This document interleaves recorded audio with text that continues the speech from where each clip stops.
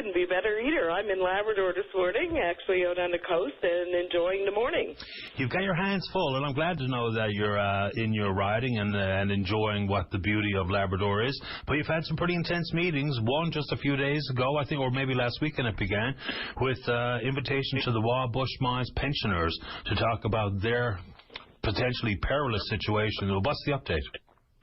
Well, you're right. This week we did do a lot of meetings, both with Wabush pensioners, with public sector unions, and I think it was 8 budget consultation sessions that I held across Labrador as well. And to start with the meeting with the pensioners, first of all, the room was filled. 250 people showed up for the meeting. Obviously, this issue affects people directly in Wabush, and the recent decision to roll back their pensions by 21% for unionized workers and 25% for non-union is going to have a tremendous impact on the quality of life that they have and on their financial stability going forward as retirees. And, you know, these are not people who can say, I'm going to go get another job and supplement my income. A lot of these people have been retired now for some time. They're in an aging population category, or they have multiple, medical issues that they have to attend to. So it's not like you're dealing with people that are often retired at 50. Many of them are retired and at 70. So, you have to look at those factors and what is realistic in a case like this. And in their case, without health insurance benefits and reductions in their pensions that they work for and paid into all their lives, it's going to have a substantial negative impact on the quality of their life. And you combine that with the fact that they live in a northern region of the country. In Labrador, as you know and others know, the cost of living here is much higher than it is in many southern communities across Canada. So all of these factors are going to have an impact. The reality of life for these pensioners is, of course, quite clear when the worries are about the reduction of the pension up to 30% and health coverage and whatnot. But is there any legitimate hope of retroactively changing bankruptcy and insolvency laws to deal with protecting their pension and keep them at the maximum that they were expecting? Or is this more about the future? Because the Wabush pensioners can complain now, and I'm on side with them, but is there actually any legitimate hope of doing any more than is already allowed by law so far as the lineup of creditors is concerned? Well, I guess there's always hope. However, as you have already stated, changes in legislation at this stage may not protect the people in Wabush. And I was very clear in telling them that at the public meeting. I guess the meeting was for two purposes. One, to bring them up to speed on what's been happening in terms of my job as their Member of Parliament and the work I've been doing on their behalf. So we did talk about legislation and what those changes could look like if we were successful in getting them through, but also to say they may not benefit you today. They could help the labor movement in the country on a go-forward basis in protecting workers from companies that go solvent, but making something retroactive by 2-3 years is always very difficult. And keeping in mind that it was in, it's been 2 years since all of this has occurred. The other purpose was to let people know what other options are there, and all of these things are long shots, and we want to make sure that people understand that. But there are currently 2 cases still before the courts as it relates to the pensioners. I'm saying 2. One may not have quite been filed yet, but it will be. And it has to do with a couple of different things. So first of all, when the company filed for solvency, they also look for creditor protection, and there is a list of creditors. The first people basically on the list are the pensioners themselves. So whatever money is in the pension fund is frozen. Nobody else can use it. That money is now protected for the pensioners, and it cannot be clawed down by any other creditor. The part that's in question is the money that wasn't in the fund, that the company was given consent to carry a liability. They said, you have 10 years to pay this money back, or 5 years. And once they filed the case in the court, if it wasn't paid back, all of a sudden there's no longer a requirement. The payment stops. So that portion is what's called an unsecured credit. So in order for these workers to make up that 20% that the company didn't pay into their fund, then there's a couple of options that are available to them. One of them is going through the courts to make sure that even as an unsecured creditor that they still get on that list, and if there's any money left from the sale of assets, that would accrue to them. And the second piece, of course, is what's called the deemed trust. Now, in Newfoundland and Labrador, we're fortunate. We have legislation that offers a little bit more protection for workers than most provinces do, and that's a clause in our Newfoundland and Labrador Pension Securities Act that says, there has to be a deemed trust that exists. And what that means, if we can win this case, is that the company would have to finance that liability. Right. And the case similar to this was tried before, back a few years ago in the country, and the workers won the case. So in discussing this with legal counsel, we can only hope that we will get a positive result. But as I said to you, Paddy, and I know it's a long shot. And who knows, we could win this and we may not. So we don't want to give people false hope either and lead them to believe that this is a done deal. There is a process that has to be gone through, and we're going through that process right now. So it was basically to say to them, these are all the options that we see right now. I guess the brighter light is that with the sale of assets for Cliffs, 2 portions have already been tendered and sold, and the third portion, which hits more direct to home to us, includes the Wabush mine itself, the concentrator, and other properties. That is currently in negotiation. So there is an ongoing negotiation, offers and counter-offers, I guess, between the Cliffs and another company. As to the intimate details of all of that, obviously I'm not privy to it. But we know this is happening, and we are hopeful that there will be a buyer, that this deal will work out, and that it will work out in the favor of people that have been displaced from their jobs in Wabush. One of the glaring gaps in the legislation as it stands now is that we sometimes have subsidiaries of major profitable multinationals hide behind the subsidiaries so far as their bankruptcy or potential insolvency goes. And then we get into the 2 pieces of legislation you spoke to. I mean, isn't that the number one problem here? Is that instead of operating as a big giant, whether it be Rio Tinto or one of the notables that are in the mining or the mineral business, I mean, isn't that where the problem begins and ends? Is because these people still have millions and hundreds of millions, and in some cases for these big companies, billions of dollars in liquid that we can't go after because Cliffs is bankrupt. Yes, and that's where the injustice really is, and I think that is where the role of the federal government comes in terms of how do we protect people in Canada.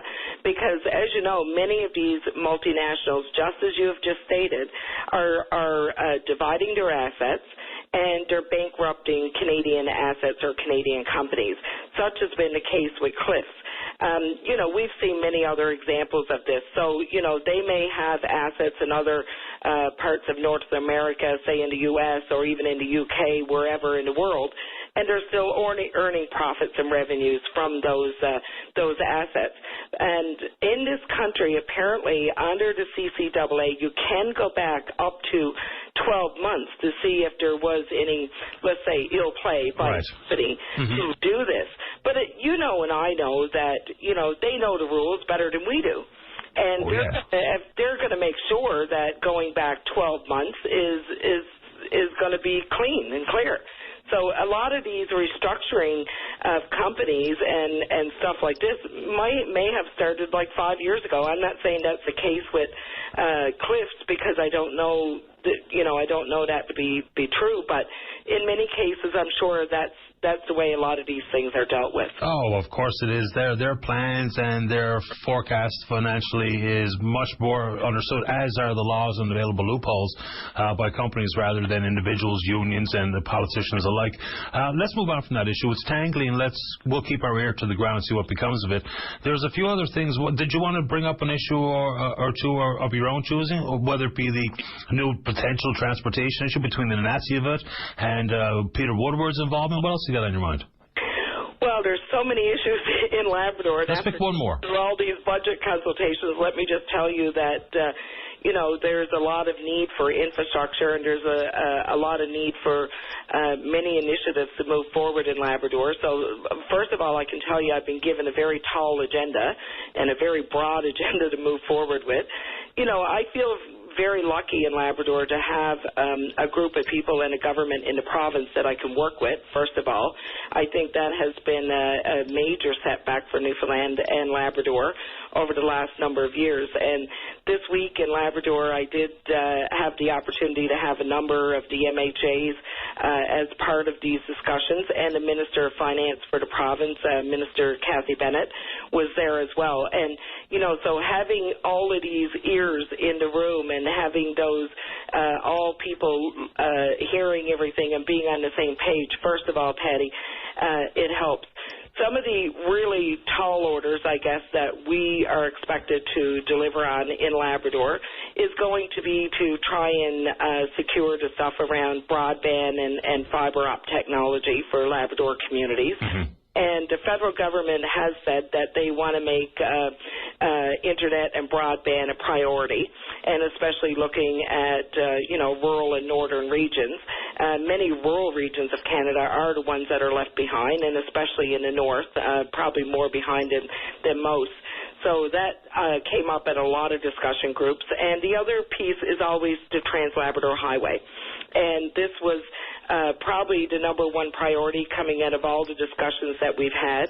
I know it's also a priority for the province, but the reality is that without federal money, it's going to be very difficult to move ahead to complete that highway. So there's a lot of expectations that we're going to be able to help deliver some money for that project and for projects like the Nain Airport. And I want to speak to the Nain Airport because very few people will realize this, but when you live this far north and you're in Nain, at 3 o'clock in the day, it's getting dark in the winter. So, if you don't have an airport that a plane can land on after dark, that in essence shuts down your service. In Nain, they've been unable to do emergency medevacs out of a community that has grown beyond 1,500 people, and they can't even land in the time of an emergency. This has been on the books with the federal government for the last 9 years, from what I can understand going back. And it is a safety issue and an emergency issue. So these are the kinds of things that are coming out of the meetings. I don't feel that people are being, asking for too much. I really feel that people through this process have been very fair. They have been looking for what they need to move their communities forward in terms of infrastructure. And I guess I have my job to do to try and help meet that. But, the federal government is really no different than the provincial government in a lot of ways. We're going through our own financial woes. And I think you probably heard the Prime Minister say a couple of days ago that our hope to reach a balanced budget by the end of 4 years may not be possible if we don't see the increase in oil revenues. So, his decision to run a campaign based on borrowing in order to stimulate the economy was probably the most realistic decision because, the other parties ran on balancing books, and it is literally almost impossible in today's climate without slashing every government service that you have. But still, the Liberals also ran on a variety of things which are impossible when it comes to reality. That would be revenue-neutral tax decisions and whatnot. So, there's a bit of give and take in who said what's meaningful and realistic. And I see a report that is potentially $90 billion of new deficit spending in 4 years. That kind of really shakes me to the ground. I get $10 billion this year, 10 next, which won't be the number, it'll be more than that. But numbers like that, spending our way out of an issue and a down economy to the tune of $90 billion is really quite staggering. Well, the infrastructure money is one-time money. It's not. I know. It's not expanding the line of expenditure for government over a long-term period.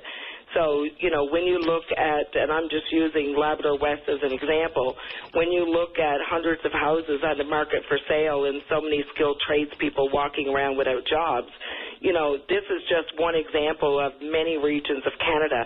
And, if the business climate is not there to stimulate the economy and the foreign investment is not there, then you either let the economy sink or you invest and try and stimulate it. And we've chosen to invest, and that's the route we'll take.